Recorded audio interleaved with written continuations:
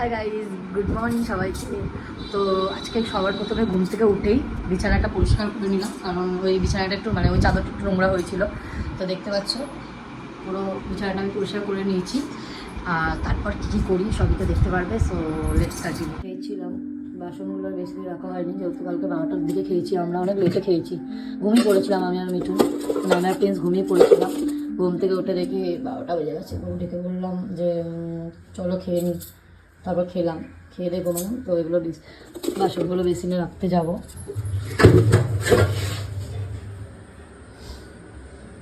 ঝোল রেখে দিয়েছিলাম, যেহেতু আমাদের এখানে অনেক বাচ্চা আছে, আমার ছোটো ছোটো বাচ্চা ডগি। তো আমি ভাবলাম আমি ওদের প্রতিদিন একটু খেতে দিই, তাই জন্য আজকে একটু ভাতও রেখে দিয়েছিলাম ওদের জন্যই। সকালে রাতে 12টার সময় তো আর বেরাবো না, ওই জন্য সকালে ওদের একটু খেতে দিই। তো এখন এখান থেকে ভাত নিয়ে অল্প ভাত রেখেছিলাম, ওদের ভাত দিয়ে একটু খেতে দেবো। প্রথমে ভাতটা মেখে দিলাম। আসো, দিয়ে দিলাম ভাত।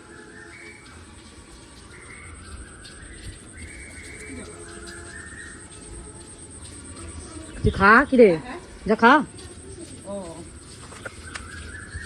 দিয়ে দিলাম। সকালের কাজ আমার শেষ, দেন আমি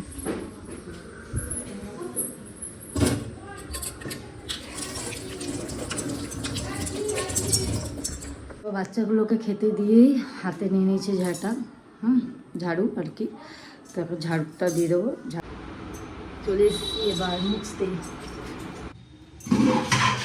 আসলাম বাসন মাজতে।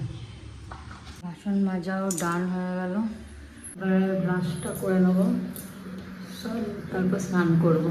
এটা হচ্ছে আমার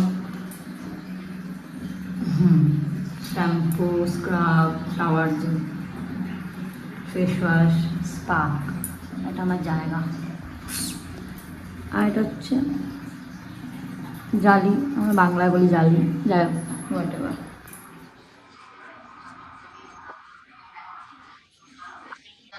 স্নান হয়ে গেল। আজকে অনেক লেট হয়ে গেল, সিরিয়াসলি বহুত লেট হয়ে গেল আজকে। আর এটাতেই চা বসিয়ে নিই।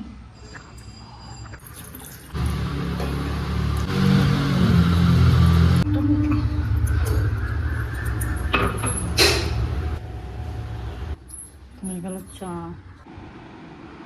বসাবো পাস্তা। টিফিন তো খেতেই হবে সকালবেলা।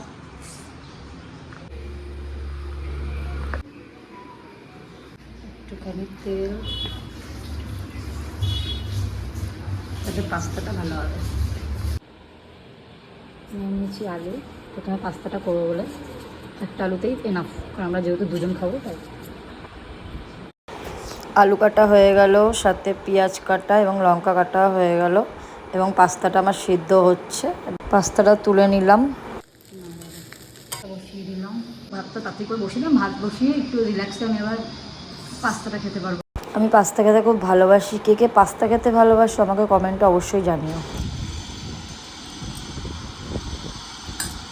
ইয়াম্মি খাওয়া হয়ে গেল। এখন আমি ভাতটা অলরেডি হবে, এখনো হয়নি, আর একটু বাকি আছে। এখানে আমি ইন্ডাকশানে বসিয়ে নিয়েছি গরম জল, কারণ আজকে করবো আমি সোয়াবিন। সত্যি কথা বলছি, আমি সোয়াবিন বানাতে পারি না। আমি ইউটিউব দেখে দেখে সোয়াবিন বানাবো আজকে, ইউটিউব দেখে দেখে। তাতে আবার লজ্জাও দিই।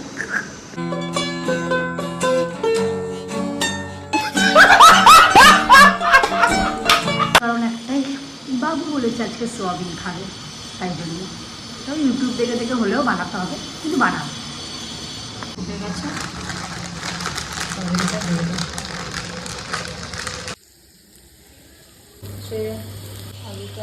পাশে ভাই দিদিটা বললো যে সোয়াবিন করা এমন কোনো ব্যাপার না, তুমি মাংস মাছ যেমন করো তেমন ধরে। তো আমি ভাবলাম ঠিক আছে, তাহলে ইউটিউব দেখার করে মানেই হয় না, যেমন হয় মাংস মাছ করে তেমন ধরেই করি। তো হ্যাঁ, রেডি হয়ে গেলাম, সব কিছু মশলাপাতি করে নিলাম। এবার শুধুমাত্র আলুটা ভাজছি। এবার আমরা আলুটা ভাজা হয়ে গেলে সোয়াবিনটা হয়ে যাবে।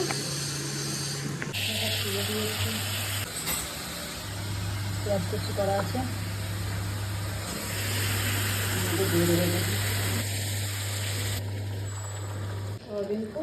সাথে হচ্ছে কাঁকরোল ভাজা, আর এখানে হচ্ছে সোয়াবিনের তরকারি। ঠিক আছে, এখানে এখনও রেখেছি পাস্তাটা, এখনও বাবু এসে পাস্তা খায়নি বাবু। তো এখন আমি করছি গন্ধরাজ লেবু, যেহেতু গন্ধরাজ লেবু আমার খুব ফেভারিট, তো গন্ধরাজ লেবু দিয়ে, সোয়াবিন তো আমার খুব একটা পছন্দ না, তো গন্ধরাজ লেবু হলে হয়তো একটু খেতে পারি, সো ওই জন্য গন্ধরাজ লেবুটা কাটা। রান্না হয়ে গেছে, এখন বাজে 1টা। পাস্তাটা আমি কার জন্য করেছি আমি নিজেও বুঝি না, আমার জন্য তো করেছি ঠিকই, কিন্তু ওর জন্য তো করেছিলাম, বাট পাস্তাটা খেতে আসেনি, কিছু বলার নেই। যাই হোক, একটু কষ্ট পেলাম। এখন বাজে 1টা, এবার এসে দুপুরের খাবারই খাবে, আর না তো আগে পাস্তাটা গেলাবো, সরি খাওয়াবো, তো দেন বলবো 3টের সময় তুমি তারপর ভাত খাও। আগে পাস্তাটা তো খেতেই হবে, কষ্ট করে করেছি আমি, খেতে তো হবেই না। আমি এমনিতে খুব ভালো ঝগড়া ফগড়া করি না। চলে এসছে ইনি, পাস্তা খাচ্ছে এখন 1টার সময়। বা খাও, তোমার খেতেই হবে পাস্তাটা আগে, কারণ তুমি এসছো লেট করে, আজকে তোমার শাস্তি। কেমন হয়েছে পাস্তা?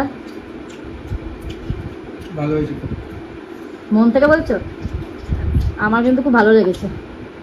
মন থেকে বলো নাকি ভয়ে বলছো কি? তা বসে খাও, দাঁড়িয়ে খাচ্ছ কেন? দাঁড়িয়ে খেলে হজম তাড়াতাড়ি হবে। জীবন আমার ধ্বংস করে দাঁড়িয়ে খেলে হজম হবে। পেঁয়াজ কেটে দাও। আচ্ছা,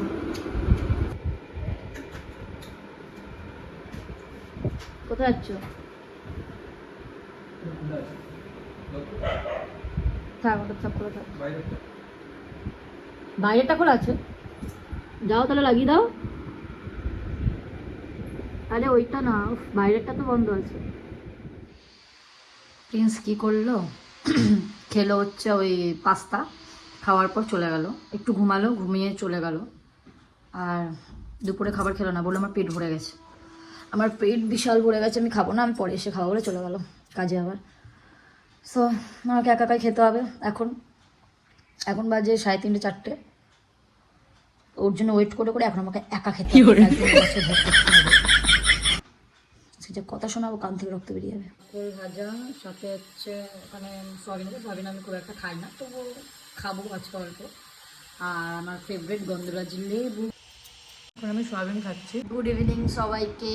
তো আমি একটু শুয়েছিলাম, শোয়ার পরে উঠলাম, তো শিল্পাদের আমার বাড়ি, এই বাড়িতে আসার কথা ছিল, খাচ্ছি সন্ধ্যেবেলায়, দেন যাব আমার ওই বাড়ি। আজকে রাত 10:30। ও এসছে, ঠিক আছে, এখনও কি দুপুরে খাবার খাইনি, আজকে সারাদিন দুপুরে খাবার না খেয়ে। আমি জিজ্ঞেস করলাম যে তুমি কিছু খেয়েছো, বললো খেয়েছি। যেই বললাম বলো তোমার গা ছুঁয়ে, তখন বললো না খাইনি। তার মানে কিছু সারাদিন খাইনি, না খেয়ে কাটিয়ে দিল। আর হাড্ডা বাড্ডা টুকটাক তো খেয়েছি, কিন্তু ভাত খাইনি, ঠিক আছে।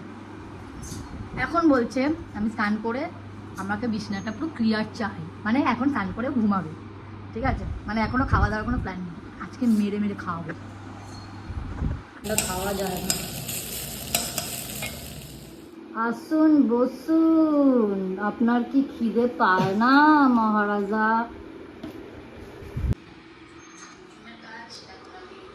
কই বেটা ঘুমাচ্ছে আর আমি জেগে আছি এখন অবধি, শুধু ঘুমাতে থাকে সারাদিন, ঘুম আর ঘুম, ঘুম আর ঘুম। এই যে সাহেব, এই যে সাহেব, শুধু কি ঘুমালে হবে? যেগুলো খাবে বলে বাদাম আর ছোলা ভিজিয়ে রাখলাম ওর জন্য, আর আমার জন্য ভেজালাম কিশমিশ, কিশমিশ ভিজিয়ে রাখলাম জলের মধ্যে, ওটা আমি খাবো, ওটা ও খাবে। তো দেখো এখন ঘুমাচ্ছে। আজকে তো আমার দিনটা বেশ ভালোই গেল, তোমাদের আজকে দিনটা কেমন গেল কমেন্ট করে অবশ্যই জানিও। তো আবার দেখা হচ্ছে কালকের ব্লগে। চলো tata, good night, bye bye.